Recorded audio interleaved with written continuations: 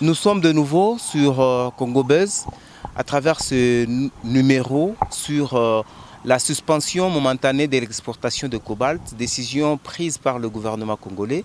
Je reçois Maître Monfils Mutombo, chercheur en droit économique de l'Université de Lubumbashi, avec qui nous allons nous entretenir autour des avantages ainsi qu'inconvénients de la dite décision. Maître Monfils, merci d'avoir accepté à notre invitation.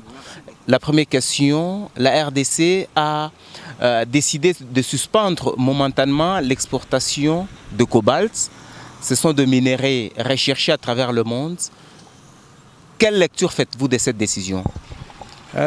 Premièrement, moi, j'ai fait une lecture tout à fait d'abord scientifique et aussi plus juridique. Pourquoi? Puisque j'aimerais d'abord que ceux qui nous suivent comprennent que est-ce que c'est une prérogative pour un État ou un gouvernement du monde de pouvoir suspendre l'exportation ou soit l'importation? La réponse est oui, bien évidemment. C'est une prérogative qui est donnée à chaque État et chaque gouvernement du monde afin de pouvoir momentanément suspendre l'importation ou soit l'exportation d'un produit qui lui appartient bien. Aujourd'hui, la RDC qui suspend, est-ce qu'il y a des incidents ou il y a des conséquences directes, que ce soit sur les entreprises qui exploitent le cobalt et même la RDC en question?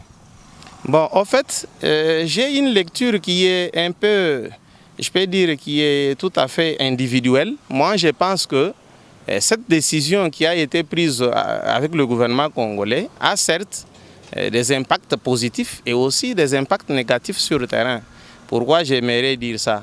Puisque aujourd'hui, nous savons bien que la tonne de cobalt a baissé les prix. Et le prix qui était à des 80 000 depuis 2023, aujourd'hui, c'est évalué à 20 000 ou bien 21 000, des choses comme ça. Donc vous allez comprendre que nos produits, nos cobaltes qui sont produits aujourd'hui exportés dans le monde enregistrent un manque à gagner d'environ 60 000 $ par tonne. Donc là, moi, je comprends que un homme d'affaires, puisque ça, ce sont des business. Aujourd'hui, on parle de business avec le gouvernement congolais. Si le gouvernement congolais, comme un véritable businessman, peut comprendre qu'on puisse quand même jouer à une rétention des stocks. Moi, je comprends ça bien comme une rétention des stocks. Il a essayé un peu de pouvoir retenir les stocks afin de pouvoir un peu jouer avec le prix sur le marché international. Ce qui va aussi à l'avantage du gouvernement et aussi à l'avantage même des entrepreneurs qui sont dans les secteurs. Et je m'en vais vous donner un petit exemple. Vous savez bien qu'avec la loi congolaise, la rétention des stocks est assimilée à une infraction économique. Pourquoi? Puisque tout économiste savent que si vous jouez à la rétention des stocks, il y aura directement l'hausse de prix sur le marché. Même ici, je peux vous donner l'exemple. Ici, dans le Grand Katanga, vous ne pouvez pas parler des fournisseurs du pétrole sans pour autant se passer de l'entreprise Moulikap. Aujourd'hui, je vous informe que si cette entreprise prenait juste une disposition de pouvoir suspendre que nous sommes le premier producteur mondial avec un très grand écart avec l'Indonésie qui vient deuxième après nous. Donc la RDC depuis 2023 a produit presque 170 000 tonnes. Alors que le pays qui est deuxième après nous nageait dans les 8 000 et 10 000 tonnes par an. Là, allez-y comprendre que nous ne sommes pas un fournisseur de moins. Donc aujourd'hui, ce que moi je peux saluer est que le gouvernement congolais, d'une manière générale, est en train de se réveiller et veut aussi se faire grand sur le plan international, puisqu'il n'est pas le moindre en termes de fourniture des fournisseurs. Et vous allez comprendre que c'est un grand fournisseur sur le plan international. Aujourd'hui, qui va suspendre momentanément, cela va quand même essayer de pouvoir régler les prix sur le marché pour ne pas me répéter. Et aux entreprises qui produisent localement dans l'espace Katanga, le cobalt, est-ce que cette décision est salutaire pour eux? Moi, je pense oui. Pourquoi je pense oui?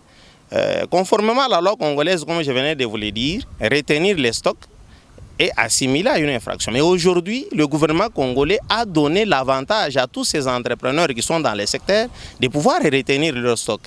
Or, quand ils vont retenir leurs stocks, il y aura normalement un impact sur le marché. Il y a un principe économique que tout le monde sait. Quand il y a plus d'offres, et c'est là où il y a aussi l'impact sur le marché. La loi de l'offre et les demandes va jouer et je crois que cela sera aussi pour leurs avantages.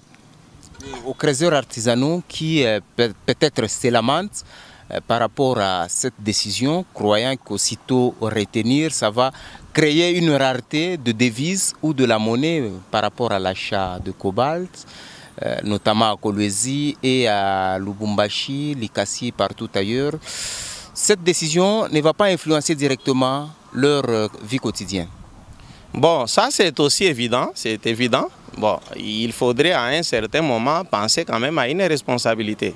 Voulez-vous croire que si vous avez une matière que vous pouvez vendre peut-être à 100 $ et qui a baisse, vous pouvez le vendre à 10 $, ne pouvez-vous pas penser quand même à pouvoir retenir cela pour le revendre plus de 100 $? Moi, je ne pense pas. Certes, il y aura un manque de liquidité sur le marché, mais cela ne signifie pas que tous les creuseurs qui, après 4 mois ou 3 mois, vont revendre le même produit à un prix très exorbitant, cela sera vraiment à leur avantage. C'est ce que je pense, moi. Aujourd'hui, la RDC qui prend une décision, ce n'est pas un défi qui lance au monde entier.